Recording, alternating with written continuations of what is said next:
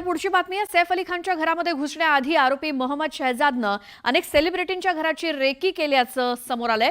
सूत्रांनी तशी माहिती दिली आहे। वांद्रे परिसरात वास्तव्यास असणाऱ्या अनेक सेलिब्रिटींच्या घराची त्यानं रेकी केली होती। आरोपी मोहम्मद शहजाद हा बांगलादेशी असून त्याला पोलिसांनी अटक केल्यानंतर केलेल्या चौकशीतनं हे सगळे खुलासे झालेत। आरोपीनं अभिनेता शाहरुख खान, सलमान खान आणि सैफ अली खानच्या घरासोबतच अनेक घरांची रेकी केली। एका रिक्षातनं प्रवास करताना त्यानं रिक्षा चालकाकडून हे सेलिब्रिटी कुठे कुठे राहतात तसंच त्यांच्या घराबद्दलची माहिती सुद्धा मिळवली होती। मात्र सैफचं घर हे आतमध्ये घुसण्यासाठी अधिक सोयीचं वाटल्यामुळे हे घर निवडल्याचा दावा त्यानं केलाय। सैफच्या मुलाला ओलीस ठेवून तो पैशाची मागणी करणार होता अशी देखील माहिती तपासात समोर आली आहे।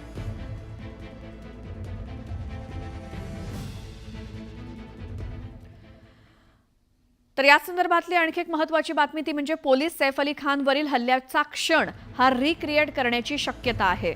मिळालेल्या माहितीनुसार मुंबई पोलीस या प्रकरणातील मुख्य आरोपी मोहम्मद शरीफुल इस्लाम शहजाद याला पुन्हा एकदा सैफ अली खानच्या घरी घेऊन जाऊ शकतात।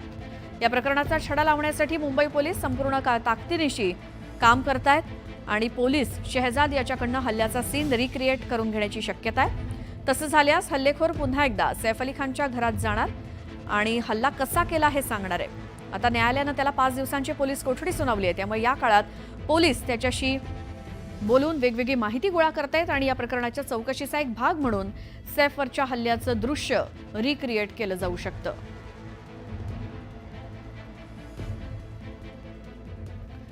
तर सैफ अली खान हल्ला प्रकरणातील आरोपीला पकडण्यासाठी पोलिसांनी थोडी नाही तर 600 सीसीटीव्ही फुटेजेस तपासली।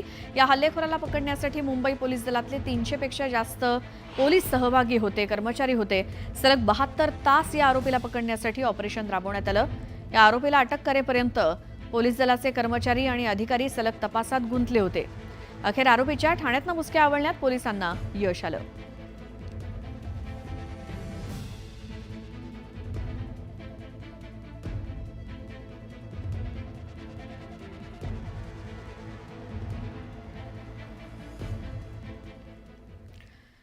तर भाजपचे नेते किरीट सोमय्या यांनी ठाण्यातील लेबर कॅम्पला भेट दिली आणि लेबर कॅम्पमध्ये अनेक बांगलादेशी नागरिक असल्याचा दावा किरीट सोमय्या यांनी केला। लेबर कॅम्पचं कोम्बिंग ऑपरेशन करण्याची मागणी सुद्धा सोमय्या यांनी केली आहे।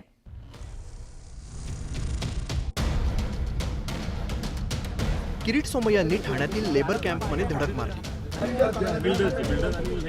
कामगार राहत असलेल्या खोलीत किरीट सोमय्या यांनी प्रवेश केला। तिथल्या संशयित बांगलादेशींना पाहिल्यावर त्यांचा संताप झाला।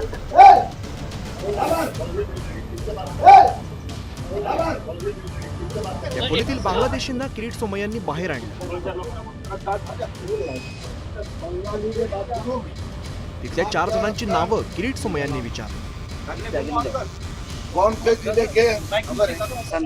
हाँ, कहाँ रहते हो? आप कहाँ रहते हो? नाम क्या है?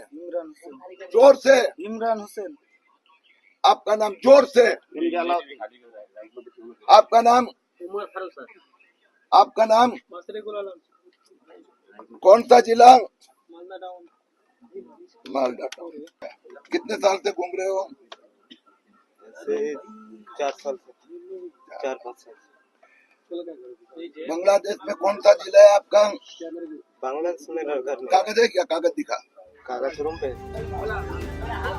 नावं विचारून झाल्यानंतर बांगलादेशींचा अड्डा असल्याचा गंभीर आरोप किरीट सोमय्या यांनी केला।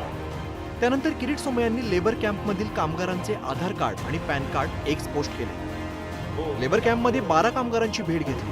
त्यातील 9 जणांकडे कोणतीही कागदपत्र नव्हती। हे सर्व बांगलादेशी घुसखोर असल्याचा दावा किरीट सोमय्या यांनी केला। तर मुंबई पोलीस कमिशनरला पत्र लिहिलं आहे। आता पोलीस अधिकाऱ्यांना त्यांच्या समोर मी सांगितलं आहे, हे सगळे बोगस पश्चिम बंगालचे आधार कार्ड वाले बांगलादेशी लोक कॉम्बिंग व्हायला हवं। हे जे आधार कार्ड दाखवतात त्याचे इन्व्हेस्टिगेशन व्हायला हवं। आणि हे असे मी आणखीन पुढची माहिती सांगतो। सध्या कन्स्ट्रक्शन साइट वर मुंबईत अनेक ठिकाणी बांगलादेशी लोकांना काम दिलं जाते, कारण it is a cheap labour. त्या सगळ्या कन्स्ट्रक्शन साइटचं कॉम्बिंग मुंबई ठाणे पोलिसांनी करावं। अभिनेता सैफ अली खानवरती हल्ला करणारा आरोपी मोहम्मद शरीफुल इस्लाम शहजाद हा लेबर कॅम्पमध्ये वास्तव्याला होता। त्याच ठिकाणी असलेल्या 9 जणांकडे कोणतेही कागदपत्र नाहीये. त्यामुळे ते 9 जण बांगलादेशी असल्याचा संशय बळावलाय.